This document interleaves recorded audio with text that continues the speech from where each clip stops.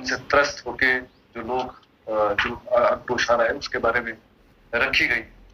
मैं सबसे पहले आपके माध्यम से पूरे प्रदेश की जनता को या देश की जनता को बताना चाहूंगा, जो ये NHAI वाले नेशनल प्रोजेक्ट्स के नाम पे जो नेशनल हाईवे बना रहे हैं, उसमें बहुत बड़ी धांधली। ये मैं बताना चाहूंगा कि सभी जानते हैं, आप पत्रकार बंधु भी जानते हैं कि हेम के तहत जो है सड़कें बनाई जाती है। हेम हाइब्रिड इम्यूनिटी मोड के नाम से बनाई जाती है। इसमें 40% जो है वो गवर्नमेंट ऑफ इंडिया का शेयर होता है और 60% जो है वो ठेकेदार का शेयर होता है। ठेकेदार, इनकी मोडस ऑपरेंडी ये रहती है, 40% में ही ये लोग काम पूरा करते हैं और अगर ये 3 साल के समय में जैसे से कॉन्ट्रैक्ट होता है, कहीं 2 साल होता है, कहीं 3 साल होता है, उसके बाद इनको इंसेंटिव मिलता है। इनको कोई मतलब नहीं है आम जनता अगर त्रस्त है, उनके घर गिर रहे हैं, तो उनको क्या फर्क पड़ता है। मैं आप लोगों से एक निवेदन करना चाहूंगा, इस बात को गहराई से सोचें और इसके ऊपर जो है अपनी अपनी रिपोर्ट्स बनाएं, अपने चैनल्स को और जनता तक पहुंचाएं। सबसे पहला सवाल मैं समझता हूँ जो है, जो परवाणु से लेकर ठली तक के जो NH बना है, वैसे तो पूरे प्रदेश में है, कांगड़ा का है, मंडी का है, आपके सामने है। 1.5 साल पहले कितनी बड़ी त्रासदी आई, वो किस वजह से आई। कालका शिमला जो हाईवे अभी है 4 लेन बन रहा है, इसमें करीबन 7-8 साल हो गए इसको बनते। कितने लोग इसमें मरे लैंडस्लाइड्स की वजह से, पत्थर गिरने की वजह से, ये बहुत बड़ा सवाल है। जो रिटेनिंग वॉल्स है, मैं बताना चाहूंगा, जो रिटेनिंग वॉल्स है ये 8 से 10 फुट की लगाते हैं सभी को, और कटिंग जो है 125-25 फुट 90 डिग्री के एंगल पे कटिंग्स का, जिस वजह से आए दिन जो है नुकसान होता है। आज करीबन 7-8 साल हो गए, हर साल जो है वहां मलबा है। लोग आने में डरते हैं कि हम ट्राइबल बारिशों में ना आए, उनके दिल में एक भय बैठ गया और NHAI वाले आंख मूंद कर बैठे। मैं सोचता हूँ कोई इनके पास चले जाए, ये लोग केवल एक ही बात करते हैं, कंपनसेशन। मैं पूछना चाहता हूँ कि जो स्लोप प्रोटेक्शन जो ये अब कर रहे हैं परवाणु से लेकर शिमला तक, उसके लिए कितना अतिरिक्त फंड आया है। देखो एक नेक्सस है जो ठेकेदारों का और सेंट्रल गवर्नमेंट की एजेंसीज का और NHAI का जो बीच में चल रहा है, और ये आम आदमी समझता नहीं है। वो सोचता है हमारा काम हो रहा है, अच्छा काम हो रहा है। कितने के प्रोजेक्ट थे शिमला से, कालका से लेकर शिमला तक, और बाय द पीरियड आज तक कितने पैसे खर्च, कितने एडिशनलिटी जो है गवर्नमेंट ऑफ इंडिया ने इनको दी है, कितनी स्लोप्स जो है इन्होंने रिटेन दोबारा करी, उसमें कितने हजारों करोड़ रुपए लगे हैं, वो जनता के पैसे। जो कंप्लेंट्स, मैं कंप्लेंट्स की बात भी करना चाहता हूँ, कितने कंप्लेंट, ये आपको जरूर पूछना चाहिए, चाहे वो मंडी क्षेत्र की बात हो, चाहे वो जोगिंद्रनगर की बात हो, कांगड़ा की बात हो, और स्पेशली परवाणु से लेकर शिमला की बात हो, रिस्पेक्टिव SDMs और DCs के पास कितनी कंप्लेंट्स जो है आज तक रजिस्टर, इसका भी आपको संज्ञान लेना चाहिए। करीबन 700 से 800 कंप्लेंट तो मेरे शिमला में रजिस्टर्ड, उसके बाद FIRs, कितने FIRs इनके दर्ज हुए और कितने उस पर क्या एक्शन हुआ। परवाणु शिमला रोड पे एक पूरा का पूरा परिवार खत्म हो गया था, आप सभी को पता, कितने लोग वहां पे मरे। और लेकिन सिर्फ एक कंपनसेशन की जो बात हो, कंपनसेशन क्या है, कंपनसेशन से क्या, जिसने अपना पूरा जीवन घर बनाने में लगाया है, खेत बनाने में लगाया है, आप वो क्षति उसको कर सकते हैं क्या। कंपनसेशन से लोगों की भावनाएं आप जोड़ सकते हैं। मेरा एक सवाल है, मैंने टीवी के ऊपर भी देखा, कई पत्रकार बंधु, कई चैनल, कई करना चाहूंगा आपके माध्यम से, अप्रिशिएट करते हैं, पर जिनका नुकसान हो रहा है उनके बारे में, जिनके परिजन मरे हैं उनके बारे में NHAI national highway authority of India तो अपना पल्ला झाड़ के साइड हुआ था कि हम कंपनसेशन दो, लेकिन कंपनसेशन कितनों को मिला है, वो तो कोर्ट्स में उनके परिवार, उनके जीवन भर की कमाई लगा के उनके परिवार जो है 20-20 साल तक केस लड़ते हो। ये बात एक बड़ी सोचने का, बहुत बड़ा सोचने का विषय। इसके लिए एक मैं आग्रह करता हूँ केंद्र सरकार से कि एक आप पॉलिसी जो फ्रेम करी जाए उसके लोगों का। बाद में स्टेट गवर्नमेंट्स के ऊपर डाल देते हैं कि हमारी जिम्मेवारी नहीं है, डिजास्टर में स्टेट गवर्नमेंट्स इसकी जिम्मेवार है। जहां तक शिमला की बात है, शोपी से शिमला की या हमारे असेंबली की बात जहां तक है, मैं बोलना चाहूंगा पिछले 2 साल के अंदर मैंने करीबन खुद व्यक्तिगत रूप से 15 से 16 बारी जो है विजिट करें। आप लोग भी विजिट करें और इसको जनता तक पहुंचाइए। कितनी कटिंग करी है, कितने घर गिर गए, आपको अंदाजा है किसी को? जो खड़ी कटिंग, आप शकराला चले जाइए, आप कैल चले जाइए, आप ढली में चले जाइए, लोगों के जीवन भर के बगीचे खत्म। और ये अभी तो एक घर गिरा है। मैंने पिछले 15 दिन पहले डिप्टी कमिश्नर शिमला वो मेरे साथ थे, उन्होंने विजिट किया 15 से 20 दिन पहले। आप लोगों ने रिपोर्टिंग भी करी है, जो बहुत बड़ा ढली में डंगा जो है वो गिरा है। और वहां जाके लोग बोलते हैं हम कंपनसेट करें, और उसी टाइम हमने बोल दिया था कि ये डंगा जो है जो बचा हुआ है ये भी गिर जाएगा। ये आप लोगों की रिपोर्टिंग है। और करीबन 6 महीने पहले भी मैंने डिप्टी कमिश्नर के साथ पूरे national highway authority of India contractor सभी की मीटिंग सेक्रेटेरिएट में हुई। आप लोग भी शायद वहां मुझे ध्यान है मौजूद। उस पर क्या एक्शन हुआ? कोई एक्शन नहीं। सरकारी एम्प्लॉय केवल उनको दर्द नहीं पता है, केवल फाइलों में घूमते हैं, केवल मात्र। मैं बोलना चाहूँ उस पर क्या एक्शन हुआ है आज तक? सरकारी ऑफिसर बोलते हैं कि हम एक्शन लेंगे, लेकिन कितनों पे लिया? मेरा ये सवाल। माननीय मुख्यमंत्री महोदय दिन रात आज जनता के लिए वो बोलते हैं, उन्होंने निर्देश करा। जहां तक परसों की बात है, जब बिल्डिंग गिरी पिछली रात को ही वो खाली करा दी गई थी।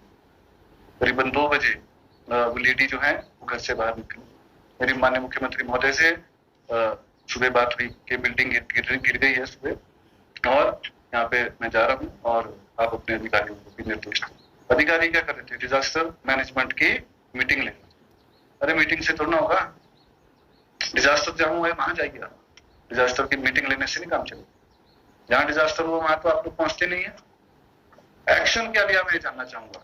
आप लोग भी, चाहे ढली थाना है, चाहे कंडाघाट थाना है, जितने भी परवाणु से लेकर शिमला या मंडी से है, आप लोग भी थानों से जो है अपनी रिपोर्ट मंगा सकते हैं, या हम भी ले सकते हैं। और मेरा यही सवाल है, संवेदना के साथ काम करना चाहिए। लोगों की, हम लोग चुने हुए प्रतिनिधि 20 साल हो गए इलेक्टोरल पॉलिटिक्स में, लोगों की भावना, उनके साथ जुड़ना जो है उसको जुड़ के रहना चाहिए। आसान होता है, बहुत आसान होता है, चाहे ऑफिसर्स हों चाहे पॉलिटिशियंस हैं, जाके बोलना कि हम करेंगे, हम देखेंगे, हम इंक्वायरी करेंगे, हम कंपनसेशन देंगे।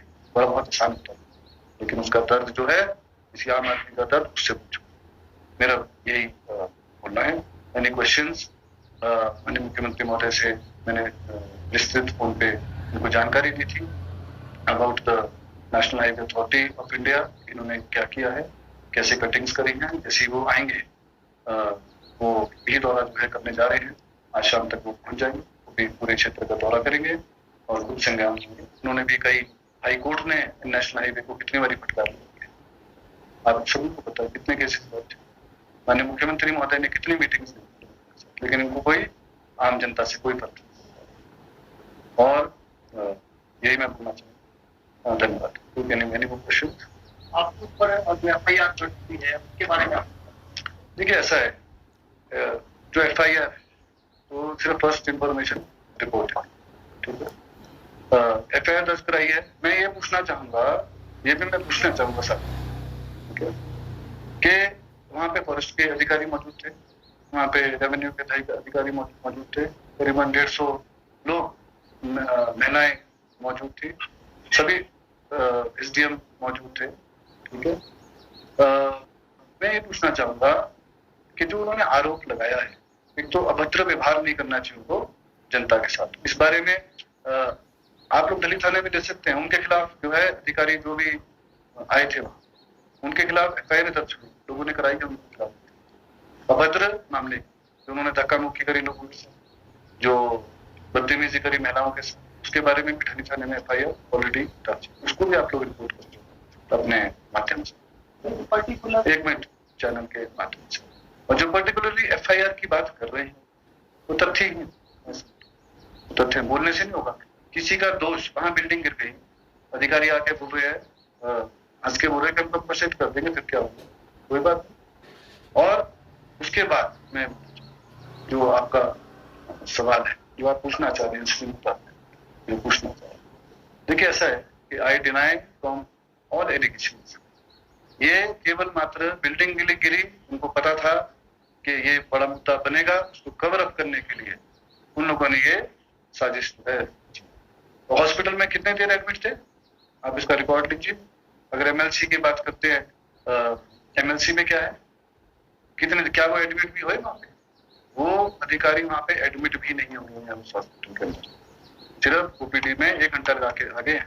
पहले उन्होंने क्यों रिपोर्ट दी कि हमारे साथ कुछ नहीं हुआ, ये रिटर्न रिकॉर्ड एसएचओ को दी, उन्होंने अपना बयान दिया रिटर्न में। एसएचओ जो है दिल्ली थाना है, फिर उसको दोबारा बुलाया गया, फिर उन्होंने जो है कंप्लेंट दर्ज कराई है। और मैं इस पर ज्यादा नहीं बोलना चाहूंगा बिकॉज ये मैटर सब जुडियस है,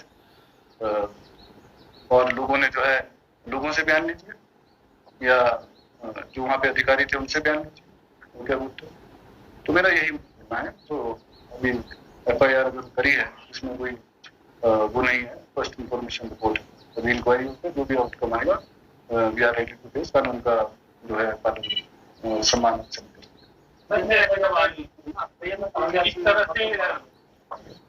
इस तरह से एकदम से रिएक्शन किया गया केंद्रीय मंत्री द्वारा, आपने अभी कुछ एनएचएम के ऊपर सवाल किया, तो ये क्या बोला इंटेंशनली था या? देखिए ऐसा है, केंद्रीय मंत्री जी को मेरे ख्याल से दिल्ली बैठ के उनको शायद पूरे हालात पता नहीं, मैं उनसे भी आग्रह करूँ। उन्होंने हिमाचल का दौरा तो किया था आपातकाल में, जो बाढ़ आई थी, तो अब यहाँ का भी दौरा, जैसे मैंने बोला, एक पॉलिसी बनाई, यहाँ के देखिए कि नेशनल हाईवे के, आपके नेशनल हाईवे के अथॉरिटी के जो लोग हैं, जो आपको कवर अप करना चाह रहे हैं, जो पूरी कहानी कर रहे हैं, उनके कारनामे तो देखिए। यहाँ बोलना तो आसान है, और इसको राजनीतिकरण करना भी बहुत आसान होता है, कुर्सी में बैठ के या एसी के कमरे में बैठ के। मैं उनकी बात नहीं करूंगा, मैं सबकी बात, तो मैं उनको दोष नहीं कर रहा, उन्होंने क्यों बोला, अगर उनके तक कोई बात पहुंची होगी, he has to react, this is obvious. लेकिन मैं वो उस पर मैं टिप्पणी में नहीं करना चाहूंगा, ना कोई डिबेट करना चाहूंगा, लेकिन मैं सवाल तो जरूर पूछूंगा ना। वन साइडेड काम तो नहीं चलेगा। यहाँ आके देखिए कि आपके अधिकारी जो है, और वर्ल्ड बैंक ही मैं बताऊंगा, वर्ल्ड बैंक का नॉर्म्स के हिसाब से कोई कानून नहीं। आगे फॉरेस्ट वालों की एफआईआर, डिपार्टमेंट्स की एफआईआर मैं बोल रहा हूँ आपको, दिल्ली थाने में फॉरेस्ट डिपार्टमेंट ने, आज एनवायरमेंट डिपार्टमेंट क्या कर रहा है, पोल्यूशन डिपार्टमेंट क्या कर रहे हैं, रेवेन्यू ऑफिशियल्स क्या कर रहे हैं।